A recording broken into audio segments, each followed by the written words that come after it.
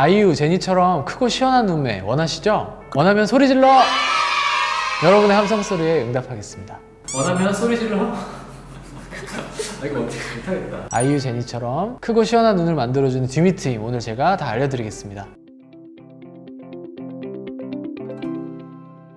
듀미트임이란 무엇인가요? 말 그대로 눈의 뒤쪽과 아래쪽을 터서 눈을 시원하게 만들어주는 수술인데요. 우리 눈을 보시면 검은 동자가 가운데 있고요. 양옆에 흰자가 있습니다. 이 중에서 바깥 흰자의 크기를 키워주는 것이 듀미트임인데요. 보통 이 바깥쪽 흰자가 작으신 분들은 눈꼬리가 이렇게 위쪽으로 올라가 있으신 분들이 많습니다. 따라서 그 눈꼬리를 바깥쪽 아래쪽으로 내려주면 좀 더 순한 인상으로 바뀔 수 있고요. 눈동자 바깥 부분에 보이는 면적이 적으신 분들도 듀미트임을 하시게 되면 더 시원한 눈매를 가지실 수 있습니다. 듀미트임을 추천하지 않는 케이스도 있나요? 조금 삼배간이 있거나 눈꼬리가 너무 내려가 있으신 분들, 안와 뼈와의 사이가 너무 가까우신 분들은 듀미트임을 하실 때 효과가 좀 떨어질 수가 있어서 주의하셔야겠습니다. 듀미트임의 수술 방법은 어떻게 되나요? 크게 두 가지 수술 방법이 있는데요. 첫 번째는 눈꼬리의 잉여 조직을 절제해내고 뒤를 터주면서 아래 건판을 점막이나 뼈막에 걸어서 미트임을 해주는 방법이 있고요. 두 번째로는 눈꼬리 쪽 조직을 뼈막 쪽으로 바깥쪽 아래쪽으로 당겨서 고정하는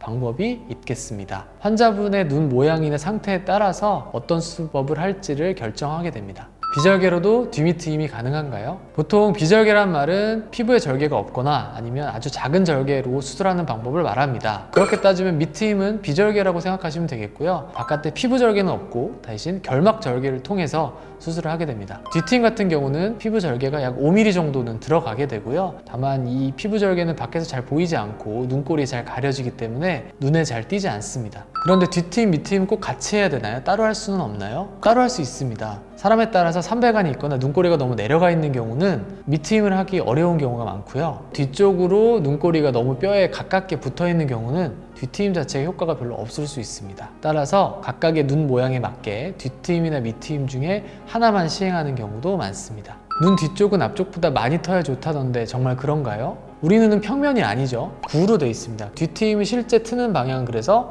이 뒤쪽으로 트게 됩니다. 정면에서 봤을 때는 실제로 트는 양보다는 더 적게 효과가 보일 수 있겠고요. 따라서 정면에서 평가하는 것보다는 약간 45도 각도에서 평가하는 것이 듀미트임의 효과를 보는데 더 좋습니다. 그렇다고 앞에서 봤을 때 효과가 적다고 더 많이 트는 것이 좋은 게 아니고요. 안전하게 적당한 만큼 트는 것이 중요합니다. 그럼 듀미트임은 어디까지 틀 수 있나요? 이건 정말 사람마다 다르게 되는데요. 안구의 돌출 정도 그리고 눈꼬리와 안와 뼈 사이의 거리에 따라서 결정이 됩니다. 각자 가지고 있는 한도를 벗어나서 트임을 하게 되면 흉터만 길어지고 뒤트임의 효과가 오히려 떨어질 수 있습니다. 또한 너무 과도하게 트게 되면 나중에 뒤트임이 다시 붙는 경우도 생기게 됩니다. 따라서 듀미트임은 반드시 본인이 가진 한도에 맞춰서 수술하는 것이 중요합니다. 만약 수술 효과가 불만족스럽다면 재수술도 가능한가요? 재수술 당연히 가능합니다. 첫 수술 후에 최소 3에서 6개월 정도 후에 재수술을 하시는 것이 좋겠고요. 그때 눈 상태에 따라서 재수술이 가능한 경우도 있고 불가능한 경우도 있겠습니다. 첫 수술에서 덜 터서 불만족인 경우라면 더 터주면 되겠고요. 첫 수술에서 최대한 튼 경우라면 더 틀 공간이 없을 수 있습니다. 이는 진찰로 알 수 있는 내용이고요.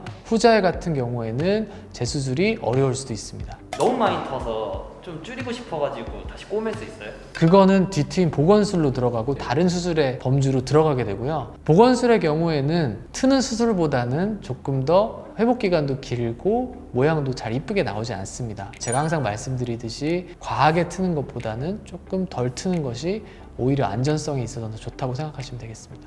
듀미트임 수술 후 부작용은 어떻게 되나요? 가장 흔한 초반 부작용으로는 안구 건조증이라던가 결막이 조금 붓는다던가 충혈, 눈웃음을 지을 때 좀 어색한 느낌 이런 것들이 있을 수 있겠는데요.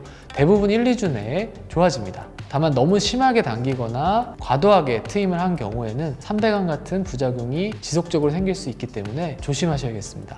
특히 안구가 돌출되어 있는 경우 그리고 중안면부가 조금 약한 경우에 확률이 더 증가하게 됩니다. 중안면부가 약하다 그런 게 어떤 의미인지? 앞광대를 말씀드리는 건데요. 볼륨이 좀 약하신 분들인데 안구가 돌출돼 있으면 아래 눈꺼풀도 조금 아래로 이렇게 밑을 쳐다보고 있는 경우가 많습니다. 그러면 눈꺼풀이 아래로 내려가거나 삼배간이 될 확률이 더 커지겠죠.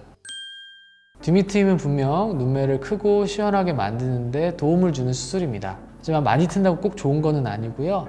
반드시 적정한 양만큼 트는 것이 그만큼 더 중요한 수술이라고 생각하시면 되겠습니다. 본인의 눈이 듀미트임이 필요한 눈인지 또 가능하다면 얼마나 많이 틀 수 있는지는 적절한 상담을 통해서 수술 계획을 잡으시길 바라겠습니다. 더 궁금하신 내용 있으면 댓글 달아주세요.